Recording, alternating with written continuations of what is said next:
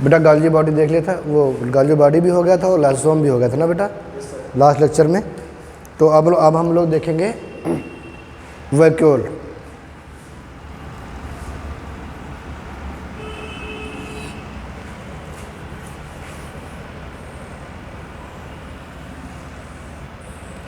ये सेल है बेटा,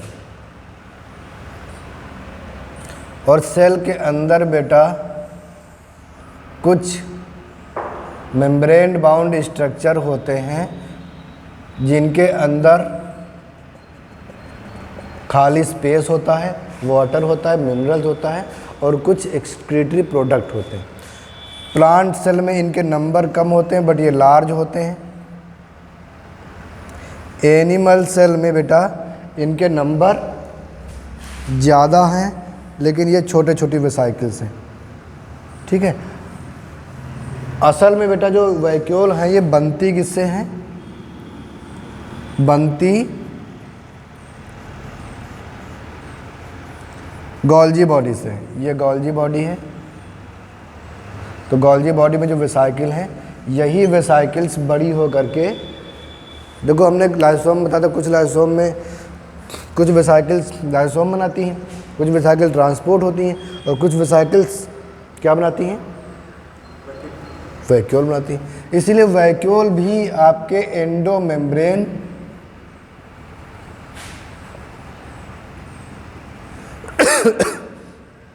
सिस्टम का ही पार्ट है।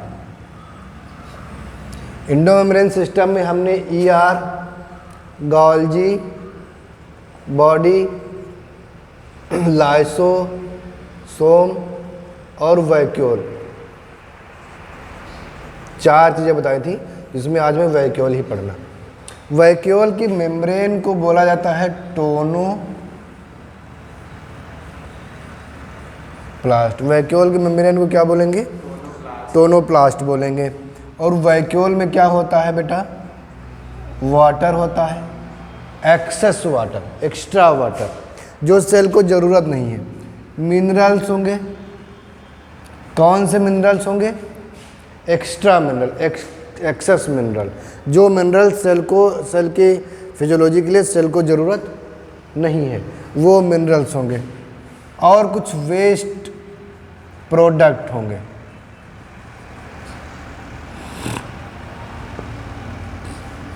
ये सब चीज़ें होती हैं वैक्यूल में। तो वैक्यूल का काम है बेटा क्या कि सेल सैप, अब इसको पूरे वैक्यूल को हम बोलेंगे सैप। अब इस सैप में जो सेल सैप होता है वो भरा होता है। अब इस सेल सैप में यही चीज़ें होती हैं, वाटर होता है, मिनरल्स होते हैं और वेस्ट प्रोडक्ट होता है, ठीक है बेटा। तो हमने क्या कहा कि एनिमल सेल में छोटी छोटी होती हैं, प्लांट सेल में बड़ी होती है। लार्ज सेंट्रल वैक्यूल भी हो सकती है या सेंट्रल नहीं तो पेरीफेरी की तरफ है, 1 है या 2 है वैक्यूल होती है। एनिमल सेल में 3, 4 ऐसे होती है जो छोटी छोटी होती है। अब यहाँ पे बेटा ज़्यादा वैक्यूल होती है, बड़ी होती हैं। और बड़ी क्यों हो जाती है? क्योंकि ये वाटर ज़्यादा एब्जॉर्ब कर लेती हैं, वाटर इनमें भरा होता है, एक्सेस वाटर। और ये प्लांट में होता है। ऐसा क्यों? क्योंकि प्लांट सेल को पानी की ज़रूरत होती है ज़्यादा, और पानी मिले ना मिले इसका कोई बहुत बड़ी पॉसिबिलिटीज़ नहीं है, क्योंकि प्लांट कहीं जा नहीं सकता पानी के पास चल के। अगर जो सॉइल में उसके आसपास जो पानी है सॉइल में, वही पानी वो यूज़ करता है। अगर उस सॉइल में पानी कम होगा किसी रीजन से तो वो प्लांट जा तो सकता नहीं कि वो वहाँ से हट के दूसरी जगह चला जाएगा। एनिमल है तो वो चला भी जाएगा वाटर बॉडी के पास। इसलिए इसको पानी इकट्ठा रखना पड़ता है एक्सेस में। अब पानी इकट्ठा रखना पड़ता है तो बड़े टैंक में रखा जाएगा, छोटे टैंक में रखा जाएगा। अगर आपको पानी स्टोर करना तो आप बड़े में रखोगे ना, जो यूज करना होगा तो वो छोटे में रख के आप उसको यूज कर सकते हो। लेकिन अगर आप स्टोर कर रहे हो फ्यूचर के लिए कि कभी इस कंडीशन के लिए कि जब पानी ना हो उस कंडीशन के लिए, तो आपको बड़े बर्तन में, बड़े कंटेनर में आपको पानी रखना पड़ेगा। इसलिए बड़ी वैक्यूल होती है कहाँ? प्लांट सेल में। क्लियर बेटा? अब बेटा यहाँ भी तो साइटोप्लाज्म में भी तो पानी है, बोलो है कि नहीं? यहाँ भी पानी है। पानी ज़्यादा कहाँ है? वैक्यूल में पानी ज़्यादा है। तो वैक्यूल में पानी ज़्यादा आया कहाँ से? आता तो साइटोप्लाज्म से ही है। तो क्या पानी एक्टिव ट्रांसपोर्ट के थ्रू आता है? पैसिव आएगा तो पानी यहाँ ज़्यादा है, तो पानी यहाँ कैसे ज़्यादा आ जाएगा? पानी यहाँ तो कम है ना, यहाँ ज़्यादा है, तो पैसिव तो इधर से इधर आ नहीं सकता। फिर इसके लिए किया क्या जाता है बेटा? इसके लिए क्या जाता है, इसमें मिनरल का एब्जॉर्प्शन पहले बढ़ाया जाता है। किसका? मिनरल्स का। जैसे कि आपने देखा होगा रूट में, आपने ट्रांसपोर्ट पढ़ा होगा, ट्रांसपोर्ट प्लांट, तो रूट में देखा होगा कि रूट में जो बेटा रूट हेयर्स होती हैं, ये आपकी एपिडर्मिस है और एपिडर्मिस में रूट हेयर्स निकली हुई होती हैं। तो रूट हेयर में जो सॉइल के चारों, इनके चारों सॉइल है, यहाँ वाटर है। तो आपको पता है कि रूट, अब पानी कहाँ जाता है? सॉइल में। तो यहाँ पानी अब अंदर कैसे आएगा? सॉइल में पानी ज़्यादा, लेकिन उतना ज़्यादा तो है नहीं, इसके कंपेरिजन में तो यहाँ भी पानी है, रूट हेयर में, है ना बेटा। तो क्या होगा, इसमें मिनरल का ट्रांसपोर्ट पहले होता है। तो मिनरल का ट्रांसपोर्ट होता है एक्टिवली, एक्टिव ट्रांसपोर्ट होता है मिनरल का। और जब मिनरल का एक्टिव ट्रांसपोर्ट, तो एनर्जी खर्च करके, एटीपी खर्च करके जब ट्रांसपोर्ट होता है, तब यहाँ पे कंसंट्रेशन बढ़ जाता है मिनरल का। जब कंसंट्रेशन बढ़ जाता है तो पानी इसको फॉलो करने लगता है। बात समझे कि नहीं? मिनरल जहाँ जहाँ जाएगा पानी वहाँ वहाँ आएगा, ठीक है। तो मिनरल को पानी फॉलो करता है। अब मिनरल यहाँ आएगा, मतलब क्या है, इसका कंसंट्रेशन बढ़ जाएगा। कंसंट्रेशन मिनरल बढ़ जाएगा तो पानी यहाँ पर ऑस्मोसिस के थ्रू आराम से चलाएगा पैसिवली, ठीक है। बात समझे कि नहीं समझे? जैसे मान लो, ऐसे समझो, ये कोई मेम्ब्रेन है, सेमी परमेबल मेम्ब्रेन है मान लो, और यहाँ पर बेटा क्या है, हमने पानी भरा है 1 लीटर, 1 लीटर, यहाँ भी 1 लीटर पानी है। यहाँ हमने 100 ग्राम चीनी घोली, 100 ग्राम चीनी घोली, शुगर घोली है। इसमें भी हमने 100 ग्राम चीनी घोली है, ठीक है। अब इसमें क्या करेंगे, हम 100 ग्राम चीनी और मिला देंगे। अब ये चीनी हो गई 200 ग्राम, तो पानी किधर जाएगा? पानी का फ्लो अब इधर होगा जब चीनी ज़्यादा हो गई। पानी तो 1 ही लीटर है, दोनों तरफ पानी बराबर है, लेकिन अब इसके मुकाबले में कंसंट्रेशन इसके में शुगर का ज़्यादा हो गया है, ये गाढ़ा हो गया है, ठीक है। प्लाज्मोलिसिस ये सब तुम लोगों ने खूब पढ़ा होगा, किशमिश, ये सब एक्सपेरिमेंट भी किया है ना तुम लोग। तो बेटा बहुत वैसा ही है, जैसे किशमिश को आप पानी में रख के फूल जाती है, वो इसीलिए होता है। तो यहाँ पर कंसंट्रेशन जब मिनरल का बढ़ जाएगा तो पानी भी इसको क्या करेगा, फॉलो करेगा, और पानी यहाँ पर हो जाएगा। तो अब मिनरल भी हो गया, अब पानी भी हो गया, और वेस्ट प्रोडक्ट भी इसके अंदर स्टोर कर दिए जाते हैं। वैक्यूल का मेन काम बेटा वेस्ट प्रोडक्ट को स्टोर करना नहीं होता है।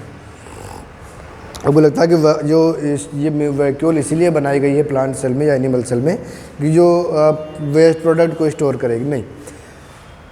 ये ऑस्मो रेगुलेशन के लिए, एक्सेस वाटर को रखने के लिए, एक्सेस मिनरल को रखने के लिए, एक्स्ट्रा वाटर एक्स्ट्रा मिनरल को स्टोर करने के लिए स्टोरेज बॉडी है ये, ठीक है बेटा।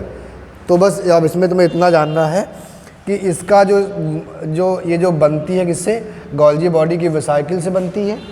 इसके मेम्ब्रेन को टोनोप्लास्ट कहते हैं। इसमें मिनरल, वाटर और वेस्ट प्रोडक्ट का स्टोरेज होता है, 3 बातें। और इसकी साइज वैरी करती है, छोटी भी हो सकती हैं और बड़ी भी हो सकती हैं, और एक आवश्यकता के अनुसार बढ़ती रहती है। और ये होती है up to 90% of the cell, पूरा स्पेस का 90% हो सकती है। और एनसीईआरटी में लिखा है vacuole can occupy up to 90% of volume of cell. अब देखो एनसीईआरटी में लिखा है ना बेटा, पढ़ो ये लाइन जरा। Vacuole can occupy up to 90% of volume of cell. अब यहाँ पे ध्यान दो तुम, ये लिखा है कैन ऑक्यूपाई, ये नहीं लिखा कि ऑक्यूपाई करती है, कर सकती है। मतलब ये छोटी भी हो सकती है और बड़ी भी हो सकती है। ये 90% हो सकती है। कुछ बच्चे कहते हैं नहीं वैक्यूल तो 90%, बच्चे आते हैं क्वेश्चन पूछने, कभी कहते हैं कि एक बच्चे ने कहा ये तो सर वैक्यूल इतनी बड़ी होती है, वो 90% स्पेस घेर लेती है, तो बाकी ऑर्गेनल कहाँ रहेंगे? तुमने बोला घेरती नहीं है, घेर सकती है। ज़रूरत पड़ने पर ये 90% स्पेस घेर लेती है, हमेशा 90% स्पेस नहीं घेरती, ठीक है। ये इसकी क्षमता है, ठीक है। नॉर्मली कम ही रहती है, अदर ऑर्गेनल्स की भी तो रहने के लिए स्पेस चाहिए, लेकिन ज़रूरत पड़ने पर 90% हो सकती है। क्लियर है बेटा? इरेज करें।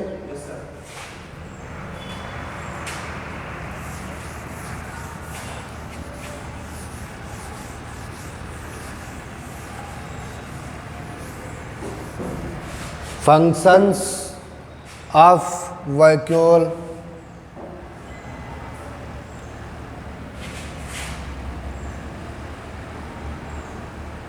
बेटा वैक्यूल का फंक्शन बताइए। पहला फंक्शन हो जाएगा store water, store mineral, store waste products. ठीक है बेटा, तो ये हम इसको एक ही फंक्शन मान रहे हैं, है ना। वाटर को स्टोर करना, वेस्ट प्रोडक्ट को स्टोर करना, मिनरल को स्टोर करना, ये एक फंक्शन होगा स्टोरेज। दूसरा फंक्शन ऑस्मो रेगुलेशन, पानी के कंटेंट को रेगुलेट करना इन द सेल।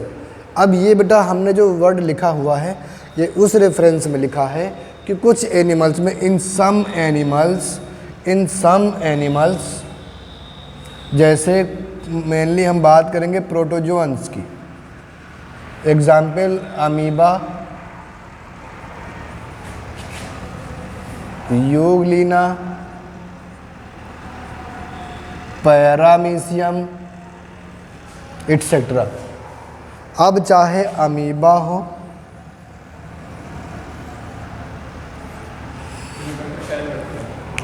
इसमें बेटा यही वैक्यूल मॉडिफाई होकर के कंट्रैक्टाइल वैक्यूल बनाती हैं। क्या बनाती हैं बेटा? Contractile vacuole. अब हमने क्या कहा कि वैक्यूल का साइज क्या होता है, वेरी करता। छोटी सी वेसाइकिल भी है तो उसको भी वैक्यूल कहेंगे। एक्चुअली है तो वेसाइकिल ही, बड़ी हो गई तो वैक्यूल हो गई। अगर बड़ी ना हो तो उसको फिर वैक्यूल नहीं कहेंगे, वेसाइकिल ही कहेंगे। तो बेटा ये देखो ये वेसाइकिल ही है छोटी छोटी, लेकिन इनको हमने क्या कहा? कंट्रैक्टाइल वेसाइकिल नहीं कहा, कंट्रैक्टाइल वैक्यूल कहा है। क्यों इनको हमने कंट्रैक्टाइल वैक्यूल कहा है? क्योंकि इनकी साइज बड़ी हो सकती है और कई छोटी छोटी वेसाइकिल्स मिल करके कई छोटी छोटी वेसाइकिल्स मिल करके बड़ी वेसाइकिल भी बना देती हैं बेटा। बना देती कि नहीं बना देती हैं? अब यही हो जाएगी वैक्यूल। तो इसीलिए हमने इसको कंट्रैक्टाइल वैक्यूल, कंट्रैक्टाइल जो कंट्रैक्ट हो, यानी कि ये बड़ी हो सके छोटी हो सके, पानी के कंटेंट को ये रेगुलेट करती सेल में। अब ये बेटा अमीबा है, कहाँ रहता है? पानी में। चारों तरफ से पानी आ रहा है, पानी आ रहा है कि नहीं आ रहा है? तो एक समय ऐसा आएगा कि अमीबा फट जाएगा ना, लेकिन ऐसा नहीं होता। जो पानी ज़रूरत का है वो तो इस्तेमाल करता है, जो एक्सेस वाटर है वो स्टोर करता है, जो फिर भी एक्सेस है तो ये वैक्यूल बाहर आके फट जाती है और एक्सेस वाटर बाहर निकल जाता है। तो अब ये जो एक्सक्रीशन हो रहा है, एक्सोसाइटोसिस हो रहा है, इसमें वेस्ट प्रोडक्ट भी जो सेल के मेटाबोलाइट्स हैं वे भी बाहर निकल जाते हैं और एक्सेस वाटर भी बाहर निकल जाता है। तो यानी ये काम कर रही ऑस्मो रेगुलेशन और इसी बहाने इसमें एक्सक्रीशन भी हो जाता है। किसमें बेटा? यूनिसेलुलर ऑर्गेनिज्म में। बात क्लियर है कि नहीं? है ना? बहुत सी वेसाइकिल्स आए मिल करके बड़ी वेसाइकिल में जब ये लगा कि हाँ मतलब भर का पानी हो गया है, इसको बाहर निकाल दिया जाता है। और अमीबा में पानी को बाहर निकालना, एक्सोसाइटोसिस करना या किसी को इनगल्फ करना, इंडोसाइटोसिस करना बड़ी आसान बात है। ये पेलिकल की बनी होती है और पेलिकल में स्यूडोपोडिया भी बनते रहते हैं और सेल इन्वेजिनेट हो जाती, इवेजिनेट भी होती रहती है। और ये इंडोसाइटोसिस एक्सोसाइटोसिस दोनों करती रहती है और ये प्रोसेस अमीबा में लगातार चलते रहते हैं, है ना बेटा? Yes sir.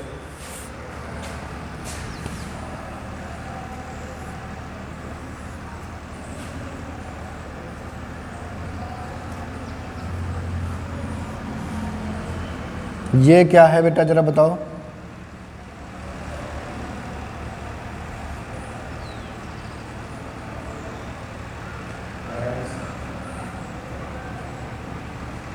बहुत बढ़िया बेटा, पहचान लिया ना? ये क्या है बेटा? हमने ये तो पैरामीशियम है ही है। ये क्या है? पैरामीशियम का डाटम है। तो कार्डल सिलिया हमने बड़ी बनाई ना बेटा, तो ये पैरामीशियम का डाटम हो गया।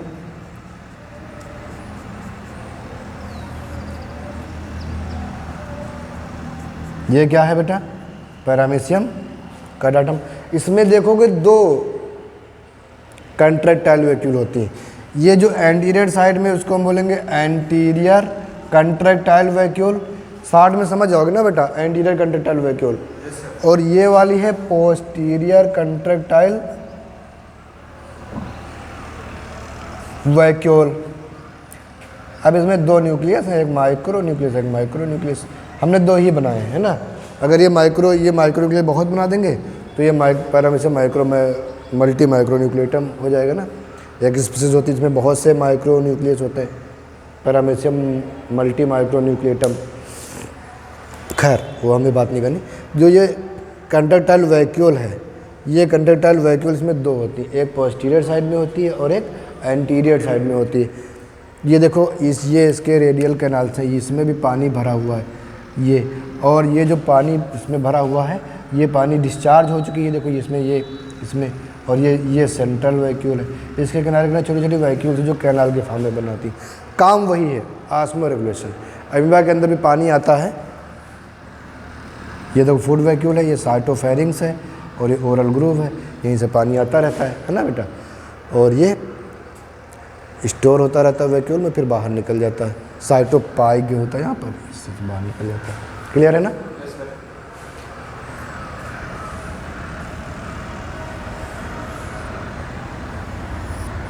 ये क्या है, इसको पहचान रहे हो बेटा? ये यूग्लिना है, दिख रहा है कि नहीं? ये इसमें 2 फ्लैजिला होती हैं, एक छोटी और एक बड़ी फंक्शनल फ्लैजिला। इसमें क्लोरोप्लास्ट भी है। यहाँ पर बेटा वैक्यूल होती है, ठीक है, लेकिन उतना नहीं। ये इसमें वैक्यूल्स का काम ज़्यादा होता है। ये जो कि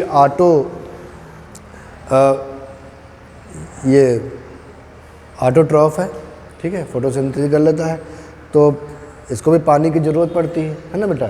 तो पानी में रहता है तो पानी की ज़रूरत तो पड़ेगी। तो यहाँ पर वैक्यूल इसके यहीं पर बन जाती है। ये क्या रिजर्वायर है बेटा, तो यहीं पर वैक्यूल अटैच होती है और ये यहीं ओपन होती है, तो पानी यहीं से बाहर निकाला जाता है। देख रहे हो कि नहीं? रिजर्वायर से अटैच होती है। ये बंद है, पानी इकट्ठा हो गया, ये खुला, रिजर्वायर में खुल गया और रिजर्वायर से बाहर निकाल दिया गया, ठीक है। तो बेटा इसका काम क्या होता है? Osmo regulation. ये दूसरा काम है। इरेज करें बेटा थोड़ा सा और इसको।